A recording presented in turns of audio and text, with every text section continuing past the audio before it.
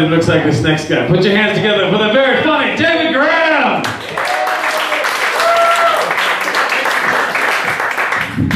Yeah, thanks for the introduction, I think. Holy shit, what happened to this thing? It's all buttery. I'm sorry, I'm a little bit spent after Mitch Jones. He had me rolling so hard, my fucking abs hurt now. I want to talk about some topical shit. Has anybody seen anything in the news about this war, the so-called war on women? I don't know exactly what it involves, but I'm guessing until there's an acceptable substitute for the vagina that it's going to be pretty half-assed war at best. I mean, you know, sheep, you know, piece of liver in the microwave for 21 seconds, depending on your wattage. Yeah, there's going to be a lot of double agents and shit, I think. Any war like that. This next take is graphic in nature. I'm sorry, I didn't mean to steal from Jim Rome there just a second ago, but about a week ago, there was a story I came across in Indiana where a man had his scrotum torn off by a sometime girlfriend. I guess that relationship is now off, but yeah, she comes into his house, she punches him in the head a few times, and then while he's laying there, both hands rips it right off. And it's not a funny story at all until you realize that they took the man to Ball Memorial Hospital. I'm totally serious. Check this out on the internet. It's on there. Ball Memorial Hospital, except part of the memorial is hidden, so it says Ball Me. Yeah, I don't think he's too interested. I'm really glad to see that the hospital didn't use that, you know, that typical line that he's now resting comfortably. No, he's not resting comfortably. He's laying flat on his back, his legs are up in the air, he's got the biggest bag of peas he can find, and he's still going, ah!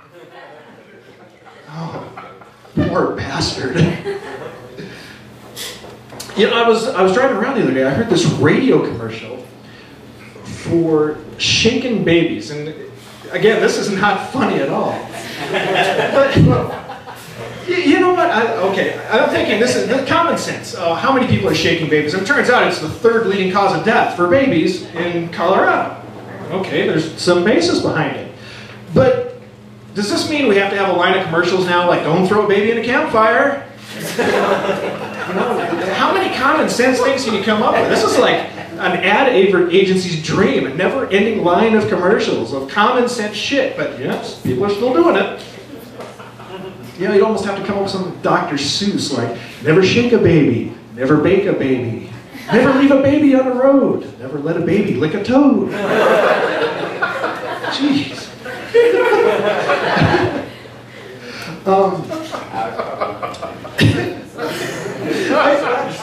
I heard a rumor that Matt Drudge of the Drudge Report was gay. Would that make his boyfriend a drudge packer?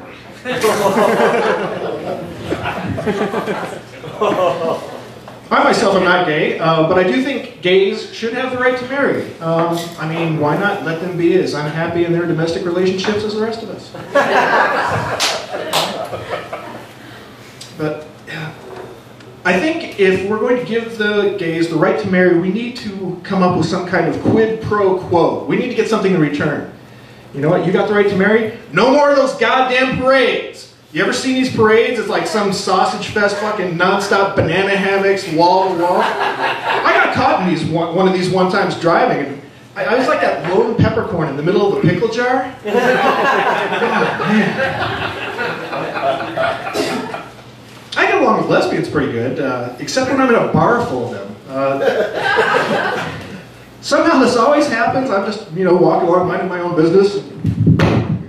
I bump somebody's elbow, spill a drink. All of a sudden, I'm surrounded by 15 angry lesbians, like some kind of clam-buffing Stonehenge. And they all got pool cues. They got a spare rack of them on the wall, and there's not even any pool tables in there. Oh, man. I got dogs.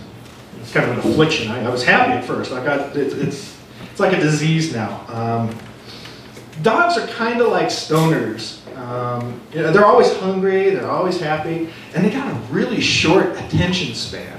Like you've got, you know, you go off to the garage for 15 seconds, you come back, and the dog, hey, he's back, all right, hey man, you got any food? It's that sad-ass Sarah McLachlan ASPCA commercial. You ever seen that thing? Oh. You know, you're sitting there, you're enjoying some TV, here comes the commercial. I will remember you. About some starving dog, and the starving dog's looking at her like, yeah, maybe you wouldn't have to remember me if you give me some food! Bowl of water or something, lady. You look pretty well fed.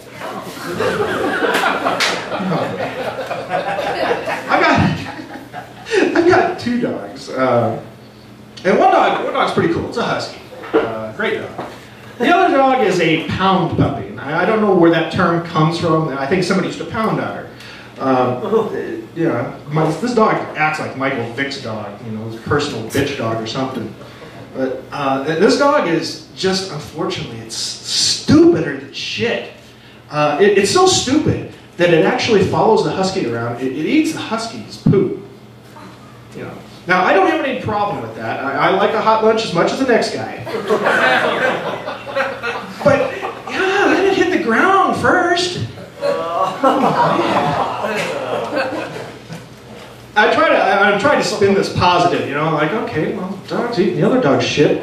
Doesn't that mean I only have to feed the one dog? I'll let her download on the other dog. I use half the food, I pick up half the poo. Win-win.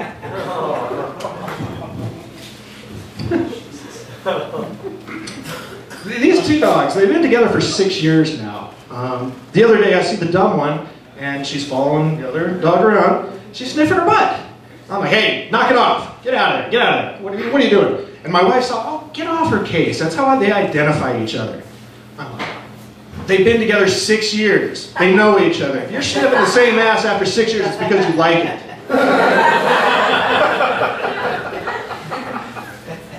And this dog she doesn't limit herself to dogs either. I mean, you go outside, you bend over for any reason, that dog's up there checking your oil.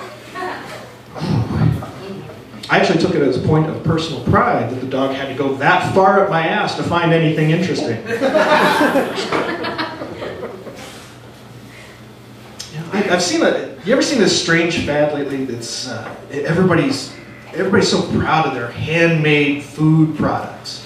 Handmade pizzas, handmade this, handmade burritos, hand-smashed guacamole.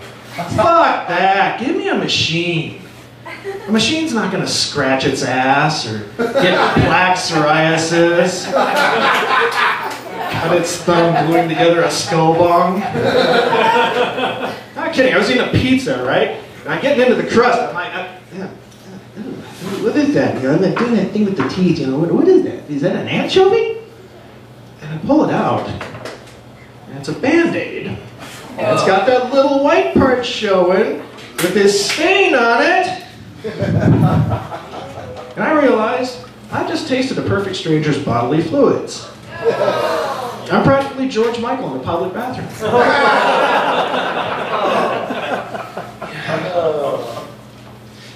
Anybody like to go to the gym? Yeah, that was a smooth segue, huh? I like to go to the gym. I know it's not real obvious. There are 6-pack abs under here.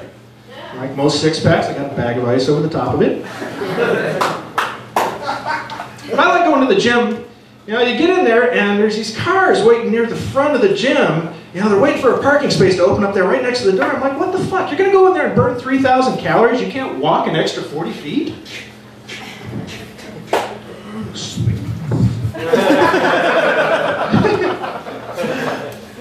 I like to ride the exercise bicycles. They got the recumbent bikes.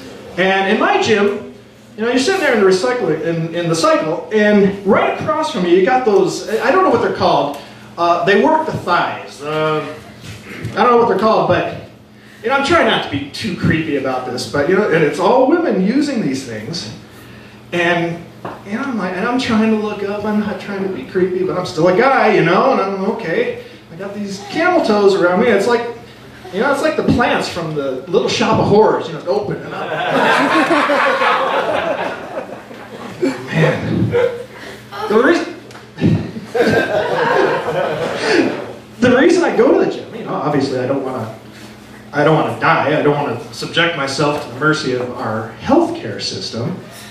We got all this, you know, we got all these great things, but they don't seem to be making a whole lot of progress against the big things, you know? I mean, there's a medicine out there for restless leg syndrome. Now, I don't know, you know, I feel it. Okay, we got to suffer right here. Sorry, sir, I don't mean to offend. But Guilty. we got this restless leg syndrome. The only use I've ever found for this stuff, I was working the Boston Marathon last week, and you know, I spiked that in the Gatorade, and it's kind of a drag for some people. Well, I mean, there's medicines for growing your eyelashes out and shit. You know what we really need is a bullshit vaccine. Which I guess makes half my act moot. Alright, just imagine, if we had a bullshit vaccine, I mean, the media, the news, all that shit's going to collapse. The government's going to collapse like an IKEA chair assembled by Stephen Hawking.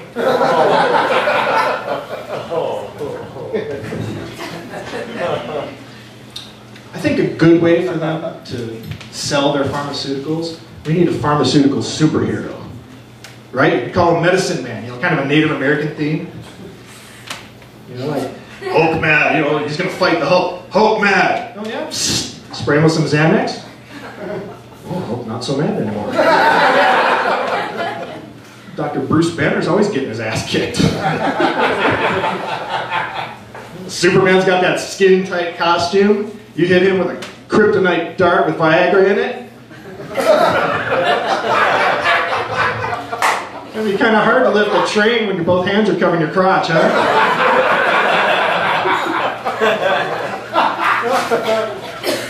But the reason I work out is death. You know, I want to live a nice, long, healthy life. But I have planned for it. I told my wife this the other day, and I think it's fairly romantic. I said, honey, I want to tell you about my final wishes. When I die, I want to be cremated, have my ashes mixed into a douche, and get run through one last time. Thank you all very much.